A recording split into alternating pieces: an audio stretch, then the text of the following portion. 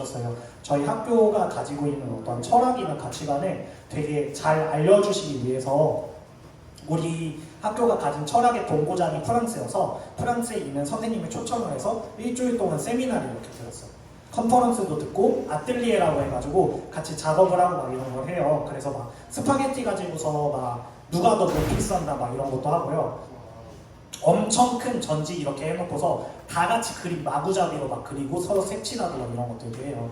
근데 그게 너무 재밌었어요. 근데 재밌었는데 그 선생님이 이제 결국에서 그런 작업들을 한 이유가 무엇이냐라고 했었을 때 우리는 누구나 무언가를 만들고 싶어하는 욕구가 우리 안에는 있다. 그리고 그것들을 우리가 교사라면 인정해주고 존중해주고 만들어가는 것들이 교사의 숙명이다. 뭐 이런 얘기를 해주시더라고요. 근데 그거를 듣자마자 드는 생각이 뭐였냐면은 약간 그럼 나는 어떻게 하고 있지? 이었어요. 그 이야기를 이미 많이 들었고 지금 나도 그거를 되게 하고 있다라고 생각을 했었는데 약간 이런 거예요. 선생님이 어떤 수업을 들었는데 거기에서 사랑해라는 말을 많이 해주면 아이들에게 좋다라는 걸 들었어요.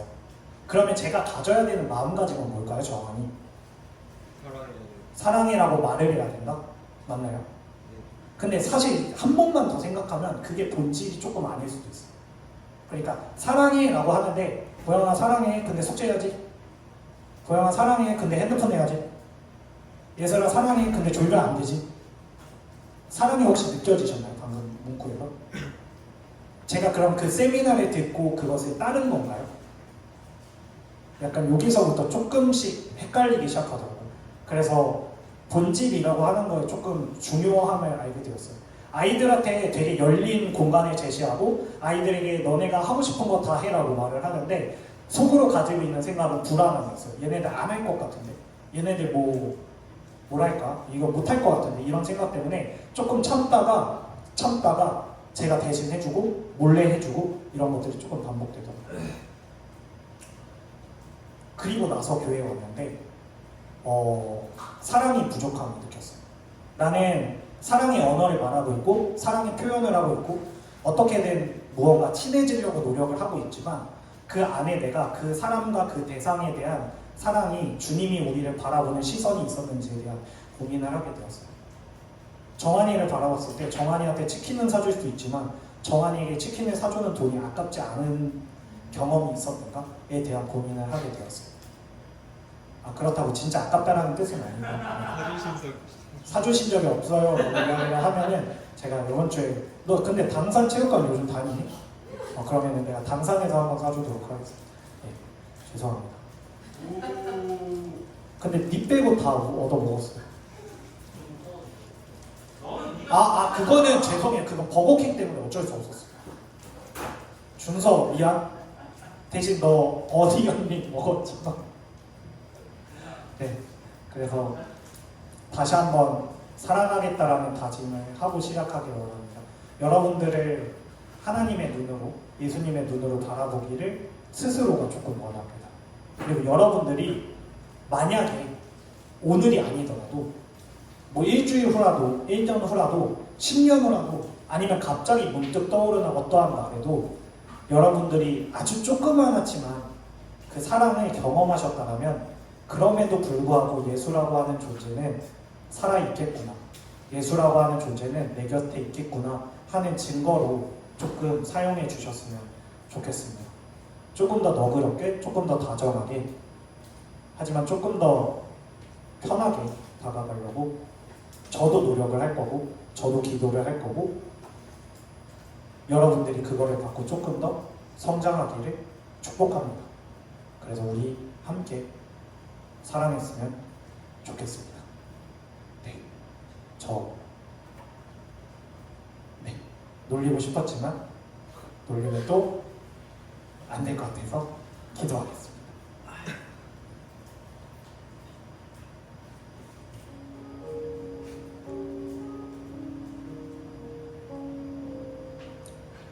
하나님 아버지, 지금 여기 앉아있는 이 청소년들의 마음속에는 그들도 모르지만 주님의 흔적이, 주님의 영성이 나와 있습니다. 그렇기 때문에 이 아이들은 자기도 모르는 사이에 창의적인 것들을 원하게 되고 화려한 것들을 쫓게 되고 그 모든 것들에 대한 동경이 있습니다. 그러한 모습들이 어떤 이에게는 너무나도 아름다운 아이돌을 뭔가 같이 좋아하는 것으로, 그리고 그것들의 취미를 공유하면서 친구들과 떠드는 모습들로, 그리고 어떤 친구들은 운동으로, 또 어떤 친구들은 자기가 무언가를 하나씩 해냈다라는 그 성취감으로 그렇게 살아가고 있습니다. 그리고 어떤 친구들은 그것들에 대한 흔적이 있으나 내 마음의 공허함이 너무나도 많아 외로움으로, 매너리즘으로, 반복되는 삶에 대한 지침으로 고민하지 않고 싶다라고 하는 그런 무기력감으로 나타나고 있습니다. 주님, 그렇지만 그 모든 상황 속에서 그 모든 것들을 해결하시는 것은 주님의 사랑인 줄 믿습니다. 주님이 주신 그 영적인 씨앗이, 주님이 주신 그 영성이 주님의 사랑을 받아 공급받아 물을 받은 씨앗처럼 자라나서 이 아이들의 마음속에, 그리고 이 아이들의 어떠한 생각 속에서 계속해서 자라날 것을 믿어 의심치 않습니다. 주님이 주신 그 창의성이, 주님이 주신 그 사랑이, 주님이 주신 그 봉사하고자 하는 마음이 단순하게도 나의 삶을 변화시키는 것들을 넘어서 우리 옆에 있는 친구를, 이 반을, 이 청소년부를, 이 교회를, 이 화곡동을, 그리고 이 세계를 변화시킬 것을 믿습니다. 주님, 이 아이들이 스스로를 바라볼 때 나는 작은 자, 나는 아무것도 할 수 없는 자라고 말을 할지도 모르지만 주님, 우리는 알고 있습니다. 주님, 이 아이들의 미래가 지금 선생님들의 미래보다 더 찬란할 것이요, 그 다음 세대를 키우는 또 하나의 선생이 되어지는 미래로 그려질 것을 믿습니다. 주님, 이 아이들은 주님 안에서 정말 잘 자랄 것입니다. 저보다 더 뛰어날 것입니다. 저보다 더 능력 있을 것입니다. 주님, 그렇기에 그 모든 과정을 축복해 주시고 그 모든 과정에 사랑을 부어주시옵소서. 주님, 그 사랑을 부어주는 창구로서, 통로로서 너무나도 미약하고 너무나도 미천하고 너무나도 능력 없지만 지금 여기에 서 있는, 여기에 앉아 있는 교사들을 사용하여 주시옵소서. 주님, 우리가 사랑을 전하게 하여 주시옵소서. 우리가 주님의 일을 하게 하여 주시옵소서. 주님은 선하시고 주님은 포기하지 않으십니다. 사랑합니다. 감사드리며 예수님의 이름으로 기도드렸습니다.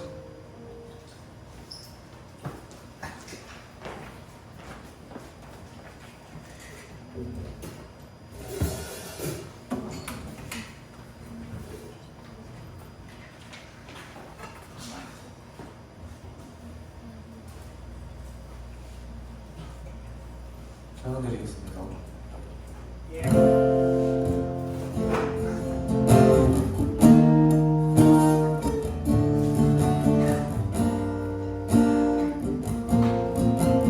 하나님의 은혜라. 하나님의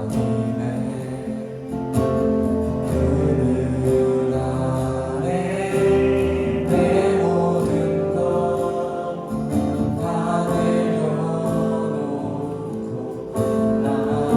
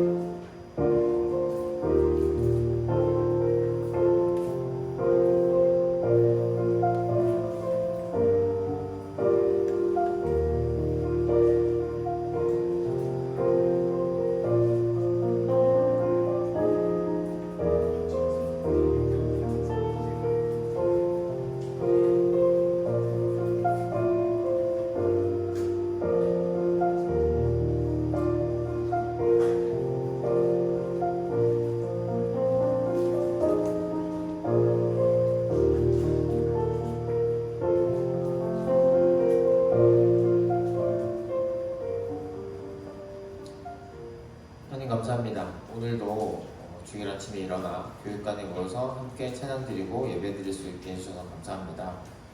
세상에 있는 어떤 풀들도 꽃들도 하나님의 손길과 은혜 없이는 자랄 수 있는 식물이 없습니다.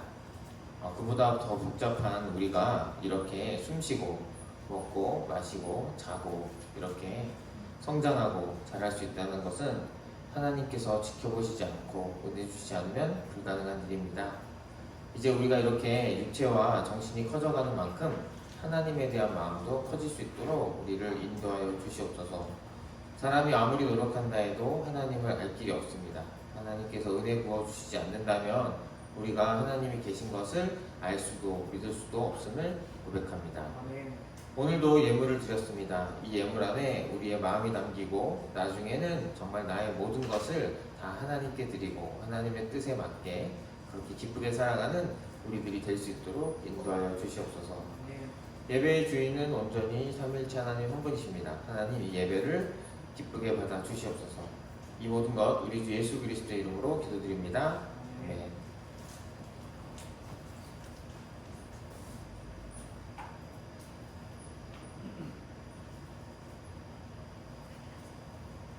네, 반갑습니다, 여러분. 11월 9일 주일 예배 오신 여러분 환영합니다. 오늘은 고린도전서 6장 9절에서 11절을 함께 읽고 말씀 나누고자 합니다. 번갈아 가면서 읽고 마지막 절은 함께 읽을게요. 제가 먼저 읽겠습니다. 불의한 사람들은 하나님 나라를 상속받지 못하리라는 것을 알지 못합니까? 착각하지 마십시오. 음행을 하는 사람들이나 우상을 숭배하는 사람들이나 간음을 하는 사람들이나 여성 노릇을 하는 사람들이나 동성애를 하는 사람들이나 도둑질하는 사람들이나 탐욕을 부리는 사람들이나 술 취하는 사람들이나 남을 중상하는 사람들이나 남의 것에 약하는 사람들은 하나님 나라를 상속받지 못할 것입니다. 함께 읽겠습니다. 여러분 가운데 이런 사람들이 더러 있었습니다. 그러나 여러분은 주 예수 그리스도의 이름과 우리 하나님의 성령으로 씻겨지고 거룩하게 되고 의롭게 되었습니다. 아멘. 오늘은 그리스도인과 동성애라는 주제를 가지고 함께 말씀을 나누고자 합니다. 여러분 동성애라든지 이런 것들에 대해서 학교에서도 배우는 시간이 있나요? 요즘에? 어떤가요?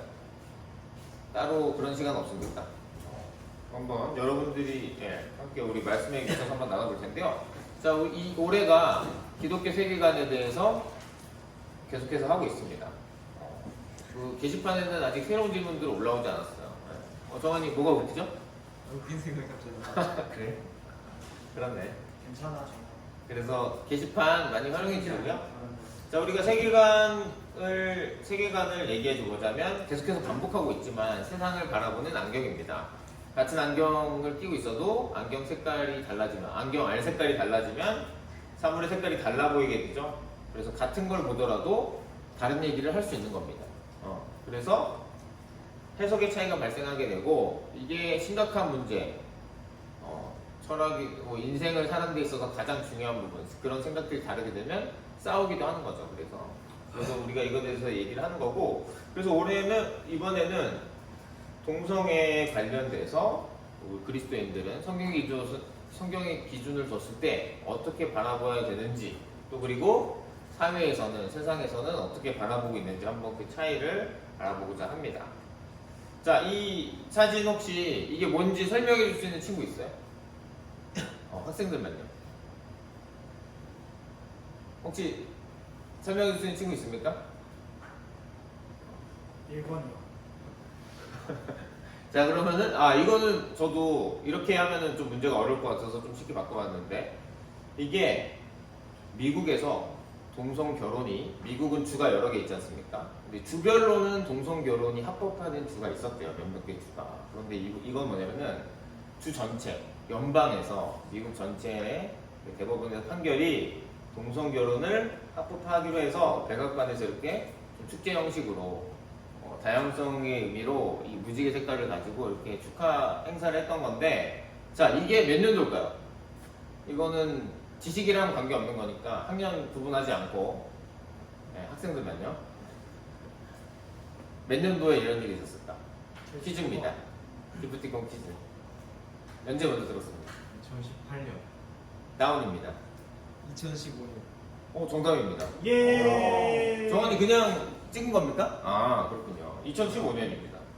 2015년에 이 기사를 보고 그때 한번 떠들썩했을 거예요. 근데 여러분들은 지금보다 훨씬 더 어렸을 때니까 아마 기억이 잘 안 날 수도 있는데 미국 동성 결혼이 합법 결정이 났습니다. 그래서 저도 그랬고 분위기가 앞으로 어쨌든 간에 미국에서 이런 결정이 났다는 거는 대한민국도 미국하고 긴밀한 나라이기 때문에 영향이 있을 수밖에 없겠다 이런 생각을 했었거든요, 청년 시절에. 자, 그래서 또 한 번 제가 또 개인적으로 놀란 때는 언제냐면은 바로 이런 다큐멘터리를 봤을 때입니다. 근데 제가 이 다큐멘터리를 다큐예요? 다큐입니다. 근데 이제 유튜브에 올라온 썸네일을 제가 캡처를 한 건데 언니 나랑 결혼하려라는 제목으로. 근데 이게 다큐멘터리를 제가 찾아봤으면은 말을 안 하잖아요. 뭐 이제 VOD 있잖아요. 그런 데서 찾아본 게 아니고 TV를 돌리는데 KBS에서 이거를 방송을 해가지고 제가 놀란 적이 있어요. 자, 이건 몇 년도일까요? 아까 맞춘 사람들은 제외하고 뭔가 현재 2022년. 아니지. 다운, 저게 다운이에요? 뭔가 엔업, 2020. 업입니다. 와. 월. 근데 내가 지금 누가 정환이는 아까 맞췄으니까 제외고. 다시 내렸다가 들어와. 지금 든 사람들. 자, 하나, 둘, 셋. 고영이가 좀 빨랐던가. 정답입니다. 우와, 어떻게 알았어요? 그래서 상은 2022년도에 받았고 2021년. 그래서 상을 받았어. 저는 이때 좀 놀랐어요. 왜냐면은 아니지, 상을 받았어. 내가 이제 어디서 뭔가를 빌려서 본 게 아니고 찾은 게 아니고 그 KBS에서 이런 방송을 해서 이제 우리나라에도 이런 이제 흐름이 굉장히 거세지고 있겠구나라는 생각을 했었습니다. 이게 2021년이었고요. 지금 2025년이죠. 그래서 요새는 좀 찾아보니까 예전에 우리 청년 때도 한번 그 배운 적이 있었는데 강사를 모셔놓고 여기 학주쌤도 그때 같이 있었잖아요. 몰라요, 근데 저건. 그쵸. 이거는 학주쌤 잘 아실 것 같고 LGBTQ 플러스까지 있더라고요. 저건 ETF랑 비슷하게 미국에서 하는 거야. 그래서 L은 레즈비언. 레즈비언입니다. 여성 동성애자를 의미합니다. 여성이 끌리는 겁니다. 잘 알고 있을 거예요. 이제 G는 게이입니다. 이게 사회에서 규정하고 있는 거예요. 이제 남성 동성애자를 의미하고요. 이제 남성이 남성에게 끌리는 겁니다. 자, B는 바이섹슈얼 해서 양성애자입니다. 그래서 남성과 여성이 동시에 성적으로 끌리는 겁니다. T는 이제 트랜스젠더입니다. 자신의 성 정체성이 태어날 때부터 부여받은 성별과 다른 사람을 의미합니다. 그러니까 이제 산부인과에서 좀 많이 태어나니까 산부인과 의사 선생님이 이 친구 남자군요 라고 했는데 이 남자아이가 자라면서 본인이 여성이라고 생각을 하는 거예요, 자기를. 그렇게 된 경우, 그런 경우를 트랜스젠더라고 하는 겁니다. 또 그리고 여성도 남성도 아닌 사람들이 여기에 포함된다고 해요. 그래서 성전환 수술을 받은 분도 있고 받지 않은 분도 있다고 합니다.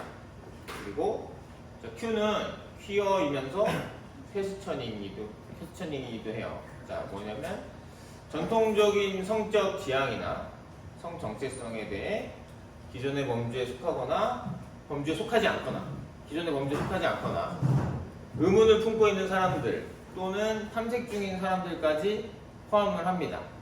그래서 여기서 이제 이분들이 주장하는 개념은 뭐냐면은 성 정체성이라고 해서 내가 나를 어떤 성으로 인식하는가가 첫 번째가 있고요.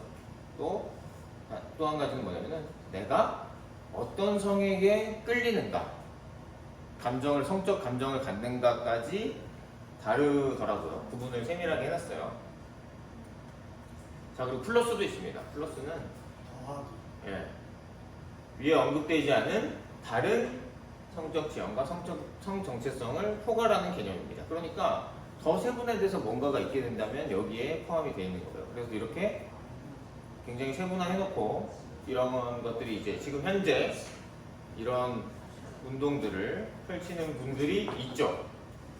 자, 그러면은 성경의 기준도 우리가 한번 살펴보겠습니다. 성경의 기준은 구약 성경, 있고 신약성경이 있잖아요. 그래서 구약성경에서는 굉장히 이제 많은 구절이 있는 건 아니지만 확실하게 얘기하고 있는 구절이 있는데요. 레위기 20장 13절 한번 다 함께 읽어보겠습니다. 시작! 남자가 같은 남자와 동침하여 여자에게 하되 그 남자에게 하면 그 두 사람은 망측한 짓을 한 것이고 반드시 사형에 처해야 한다. 그들은 자기 죄값으로 죽는 것이다. 그래서 남자가 같은 남자와 동침하거나 그런 관계들에 대해서 굉장히 엄격하게 얘기를 하고 있습니다. 그래서 이런 것들을 정확하게 우리가 그냥 봐도 알 수가 있는, 하나님께서는 이런 것들을 완전 레위기에서 율법으로 정해 놓으셨어요. 자, 신약 성경에서는 어떻냐? 자, 신약 성경 읽어보기 전에, 자, 레위기에는 어떤 게 있죠? 그 음식에 대한 율법도 있거든요. 근데 음식에 대한 율법은 관점이 달라졌어요. 신약이 오면서. 우리가 못 먹는 게 많았는데 다 먹을 수 있게 됐어. 그런 식으로 바뀌었거든요. 그런데 이 남성과 남성이, 여성과 여성이 이 부분에 대해서는 바뀌었는지 안 바뀌었는지 한번 신약성경에서도 한번 같이 확인을 해보도록 할게요. 함께 읽겠습니다. 시작! 이런 까닭에 하나님께서는 사람들을 부러운 종에게 내버려 두셨습니다. 여자들은 남자와의 바른 관계를 가르지 못한 관계로 바꾸고, 또한 남자들도 이와 같이 여자와의 바른 관계를 버리고 서로 욕정에 불탔으며 남자와 더불어 부끄러운 짓을 하게 되었습니다. 그래서 그들은 그 잘못에 마땅한 대가를 스스로 받았습니다. 이 바울 선생님이 이 편지를 쓸 때 당연히 로마 시대죠. 그래서 그때도 남자와 남자, 여자와 여자, 남자와 여자가 함께 이렇게 부부가 되어서 성관계를 맺는 것 외에 이런 형태를 여전히 비판하고 있죠. 죄라고 얘기를 하고 있고, 이런 것들에 대해서는 금한다는 것을 알 수 있습니다. 그래서 음식에 대한 관점은 구약성경과 신약성경이 달라졌지만 이 남자와 남자, 여자와 여자 이렇게 성적 관계를 맺는 것에 대해서는 반드시 이것을 하지 말라라고, 이것은 죄다라고 얘기를 하고 있는 것을 확인할 수가 있어요. 자, 그리고 이제 그 분들이 이제 우리 동성애라든지 아까 했던 LGBTQ+ 이런 것을 지지하는 분들은 그때 당시 성경을 썼던 사람들이 지금의 상황을 어떻게 알 수 있냐, 세분화되지 않았고 전혀 맥락이 안 맞는다라는 주장도 하기도 하는데, 그렇다고 하더라도 하나님께 세우신 창조와 결혼의 관점에서 생각을 해볼 때 이제 그분들의 주장을 우리가 받아들이기는 어렵다. 왜냐면 예수님께서도 말씀을 해주셨거든요. 마태복음 19장 4절에서 6절을 한번 같이 읽어볼게요. 시작! 예수께서 대답하셨다. 사람을 창조하신 분이 처음부터 그들을 남자와 여자로 지으셨다는 것과, 그리고 그가 말씀하시기를 그러므로 남자는 아버지와 어머니를 떠나서 자기 아내와 합하여서 둘이 한 몸이 될 것이다 하신 것을 너희는 아직 읽어보지 못하였느냐. 그러므로 그들은 이제 둘이 아니라 한 몸이다. 하나님이 짝지어 주신 것을 사람이 갈라넣어서는 안 된다. 자, 그래서 창세기에 나와 있는 얘기와 결혼 제도에 대한 것들을 종합해서 얘기하고 있습니다. 사람을 창조하실 때 남자와 여자로 창조하셨다. 그리고 남자는 아버지와 어머니를 떠나서 자기 아내와 한 여자와 합하여져서 둘이 한 몸이 될 것이다 라고 했고, 이것은 사람들이 편의상 만든 제도가 아니고 하나님께서 둘이 하나가 되게 하신 거기 때문에 하나님께서 고안하신 제도입니다. 결혼은 우리 인간 삶에 있어서 한 남자와 한 여자가 만나서 결혼해서 가정을 이루고 자녀를 낳는 것은 아주 근본적인 일이죠. 토대에 있는 일입니다. 이게 무너졌을 때 사실 인류는 굉장히 존재 자체가 굉장히 위험하죠. 그래서 이것은 사람이 고안한 것이 아니다, 하나님께서 하신 것이라는 것을 예수님께서 종합적으로 확실하게 알려주셨어요. 자, 그래서 이것은 동성애는 우리 그리스도인들, 예수님을 믿는 사람들, 성경을 믿는 사람들은 죄라고 얘기합니다. 죄라고 얘기하고 있어요. 자, 그런데 동성애만 더 특별한 죄인가 라고 하면은 또 그렇게까지 볼 수는 없어요. 죄는 다 같은 죄입니다. 자, 우리 오늘 본문을 다시 한번 살펴볼게요. 자, 불의한 사람들은 하나님 나라를 상속받지 못한대요. 이거 믿는 사람들한테 하는 얘기예요. 그 고린도 교회 사람들한테. 자, 그런데 음행을 하는 사람들, 음란한 행동을 하는 사람들, 이 성적 관계는, 성관계나 이런 성적인 모든 관계나 행동들은 부부끼리만 허용됐다고 말씀드린 적이 있죠. 부부 안에서만 허용된 겁니다. 근데 그거 외에 음행을 하는 사람들 또는 우상을 숭배하는 사람들, 간음하는 사람들, 여성 노릇을 하는 사람들, 동성애를 하는 사람들, 도둑질하는 사람들, 탐욕을 부리는, 욕심을 부리는 사람들, 술 취하는 사람들, 그리고 중상, 남을 헐뜯거나 전혀 사실이 아닌 걸 가지고 이간질시키거나 이런 일을 하는 사람들, 남의 것을 약탈하는 사람들, 이 모든 사람들이 불의한 사람들이고 하나님 나라를 상속받지 못한다고 나와 있습니다. 그래서 동성애는 분명히 죄이지만 다른 것들도 다 죄다, 같은 죄다. 이런 것들을 이제 예수님을 믿고 나는 그리스도인입니다, 우리는 예수님 안에서 하나입니다라고 고백하는 그 사람이 이런 짓을 한다는 것은 도둑질을 하거나 동성애를 하거나 남의 거 술을 취하거나 이런 것들이 다 같은 죄에 속한다는 거예요. 그렇기 때문에 특별한 죄는 아니다. 그리고 여러분들은, 예수님 믿는 사람들은 주 예수 그리스도의 이름과 우리 하나님의 성령으로 씻겨지고 거룩하게 되고 의롭게 되었습니다 라고 고백하고 있습니다.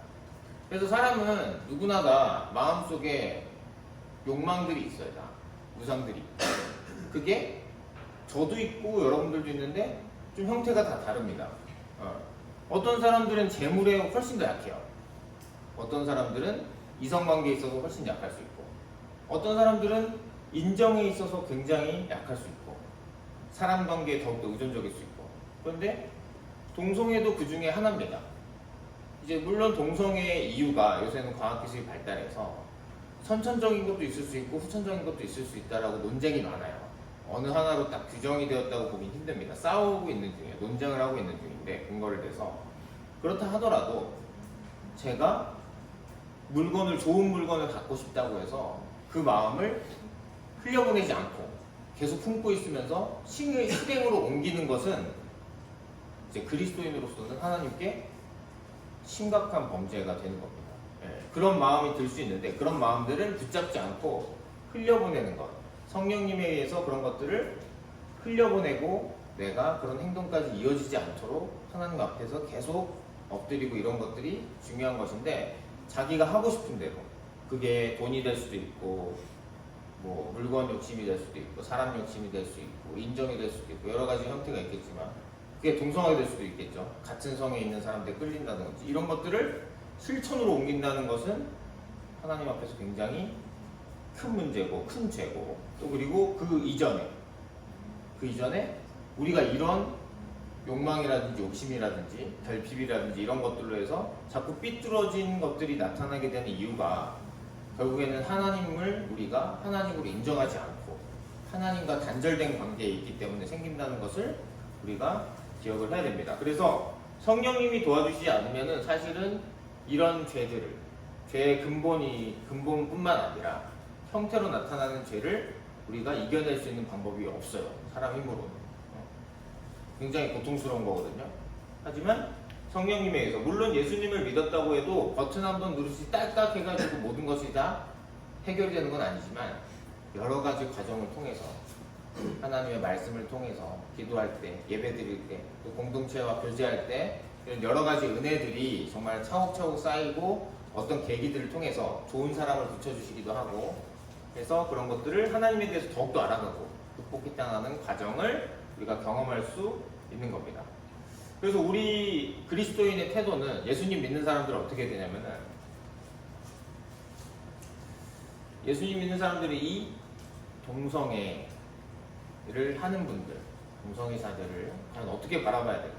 그러면은 우리가 더 특별한 데로 가서 이렇게 배척할 것이냐? 그게 아니고 예수님이 하신 게 모범이 될 것 같아요. 우리 이거 함께 읽도록 하겠습니다. 마태복음 9장 10절에서 13절 함께 읽겠습니다. 시작! 예수께서 집에서 음식을 드시는데 많은 세리와 죄인이 와서 예수와 그 제자들과 자리를 같이 하였다. 바리새파 사람들이 이것을 보고 예수의 제자들에게 말하였다. 어찌하여 당신의 선생은 세리와 죄인과 어울려서 음식을 드시오? 예수께서 그 말을 들으시고서 말씀하셨다. 건강한 사람에게는 의사가 필요하지 않나 병든 사람에게는 필요하다. 너희는 가서 내가 말하는 것은 자비요 희생제물이 아니다 하신 말씀이 무슨 뜻인지 배워라. 나는 의인을 부르러 온 것이 아니라 죄인을 부르러 왔다. 아멘. 자, 예수님께서 집에서 음식을 드시는데 많은 세리와 죄인이 와서, 여기서 세리는 우리나라 일제강점기로 치면은 일본 사람들의 앞잡이가 돼서 세금을 걷는 거예요. 좋은 사람들한테. 그러니까 지금 이 사람들 유대 사람들 입장에서부터는 로마의 앞잡이인데 꼴보기 싫은 거지. 세금을 징수해서 거기서 이윤을 남겨서 자기가 먹고 사는 사람이기 때문에 정말 꼴보기가 싫은 원수 같은 사람들이고, 여기서의 죄인은 아까 얘기했던 그런 죄의 목록도 뭐 도둑질하는 사람이 있을 수 있고, 또는 뭐 정말 자기의 몸을 자기의 성을 돈을 주고 파는 그런 사람들도 있었고, 별의별 죄인들이 다 있었습니다. 이 죄인들을 예수님은 그 제자들과 함께 와서 밥을 먹었어요, 같이. 그래서 이 바리새파 사람들, 율법을 준수하는 걸 정말 사랑하는 사람들이 어떻게 죄인하고 밥을 먹냐 비판을 하니까 예수님께서 건강한 사람은 의사가 필요하지가 않고 병든 사람에게는 필요해 돼. 맞는 말이죠. 건강한 사람은 병원에 가지 않잖아요. 그래서 하나님께서 바라는 것은 자비지, 희생제물, 뭐 요즘으로 치면 헌금일 수 있겠죠. 헌금이나 이런 물질 같은 게 아니고 자비다, 사랑하는 마음이다 라고 하시는 거예요.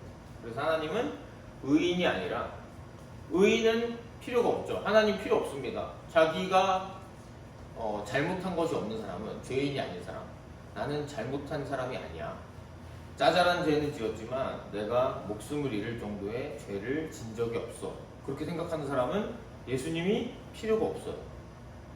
예수님은 죄인을 부르러 오셨어요. 진짜 죄인들, 죄를 저지른 사람들을 포함해서 그렇지 않더라도 하나님과 관계가 어그러진 것을 나 진짜 죄인이야, 하나님 앞에서 난 죄인이야 라고 생각하는 사람들을 부르러 오신 거예요. 죄인을 부르시는 예수님을 봤을 때 우리는 동성애자라고 하는 분들, 동성애를 이제 실천에 옮기는 분들, 그 사상을 가지고 지지하는 분들을 배척하기보다는 사실은 예배드리러 오고 싶다, 교회 공동체 예수님 알고 싶다면 사실은 받아들여야 됩니다. 예수님의 뜻에 따라서. 그렇지만 성경에서 하나님이, 예수님이 말씀하신 것이 남자와 남자가, 여자와 여자가 그런 관계를 맺는 것은 죄라고 가르치고 배웠습니다. 그리고 그것을 우리는 따릅니다 라는 것은 구분을 해서 갈 필요가 있는 거예요. 그래서 죄를 저지르고 있는 사람은 우리가 받아들이되 그 과정에서 그 사람이 예수님을 알아갈 수 있도록, 예수님을 믿을 수 있도록 돕는 것에는 힘을 쓰고, 대신 이것들은 우리가 이 생각들과 이런 형태들을 우리가 받아들일 수 없습니다라는 것을 구분해서 혐오하는 것이 아니라 우리의 생각을 잘 이렇게 흥분하지 않고, 반대하는 것은 반대한다고 얘기할 수 있어야 되죠. 우리는 그렇게 따르지 않는다, 성경에서는 그렇게 얘기하고 있지 않다, 우리가 믿는 바는 그것과는 다르다, 이것을 잘 구분을 해줘야 될 것 같아요. 그래서 앞으로 여러분이 살아갈 시대에서는, 물론 저도 뭐 여러분들이 청년이 되고 이럴 때 저도 살아있겠지만, 그런데 앞으로 이 논쟁이, 이것에 대한 주제에 대한 이런 것들이 우리 대한민국에서 굉장히 첨예하게 붙을 것 같다는 생각이 듭니다. 미국이나 유럽의 경우를 보더라도 그런 흐름들이 계속해서 커지고 있기 때문에 여러분들이 잘 생각을 해주시고, 자, 그래서 그 죄인들, 오늘 얘기했던 그 동성애를 지지하는 분들 다까지도 하나님의 형상입니다. 하나님께서는 하나님의 형상대로 사람을 창조하셨습니다. 우리도 죄인이고 하나님의 은혜에 따라서 회복되어서 하나님을 예배하고 하나님의 뜻을 따를 수 있는 그런 가능성을 지닌 존재는 인간밖에 없습니다. 그래서 우리가 하나님의 형상이라는 걸 항상 기억하고 어떤 사람이든 예수님께서 받아들이셨던 것처럼, 물론 쉬운 일은 아닙니다. 굉장히 어려울 수 있어요. 네. 상황에 따라서는 정말 어려울 수도 있고, 하지만 그것을 잊으면 안 되겠다. 이렇게 오늘 말씀을 뵙고자 합니다. 생각해 볼 것은요, 여러분들은 평소에 동성애에 대해서 어떻게 생각하고 있었는지 한번 솔직하게 나눠보는 시간 가지면 좋을 것 같고요. 두 번째는 교회는 어떻게 하면 죄는 분명히 반대하면서 아닌 건 아닌데 어떻게 사랑으로 품을 수 있을까? 혹시 여러분이 생각하는 바가 있다면 함께 나눠보면 좋을 것 같아요. 왜냐하면 저도 신앙생활하면서 자신이 동성애자인데 교회에 와서 생활하거나 이런 것을 접한 적이 없거든요. 그만큼 교회라는 공간이 그분들에게는 선뜻 올 수 없는 공간이기도 한 것 같아요. 왜냐하면 우리는 그것이 죄라고 가리키니까. 그래서 과연 이 방법이 어떤 방법이 있을까? 여러분들이 한번 생각이 있다면 함께 나눠보는 시간 가지면 좋을 것 같습니다. 우리 함께 기도하고 금방 공부하도록 하겠습니다. 첫 번째는 어떤 죄이더라도 우리가 하나님을 거역한 죄인입니다. 다른 것이 아니에요. 그런 죄보다 난 저 사람보다 나아. 그래도 하나님 앞에서 난 저 사람보다 괜찮지. 난 잘하고 있지. 이런 교만한 마음을 하나님이 제일 싫어하십니다. 우리는 모두 다 죄인입니다. 아무리 공부를 잘해도, 아무리 재산이 많아도, 아무리 재능이 뛰어나도 다 같은 죄인이라는 것을 우리가 깨닫고 하나님 앞에 우리부터 회개하고, 아직 예수님을 믿지 않는 사람들은 예수님 믿을 수 있도록 기도하고요. 그리고 두 번째는 예수님처럼 죄인을 미워하지 않고 사랑으로 품는 마음을 주시도록, 자기가 원하지 않는 사람을 사랑으로 품는다는 것은 굉장히 힘든 일이에요. 하나님이 안 계시면 할 수 없는 일이에요.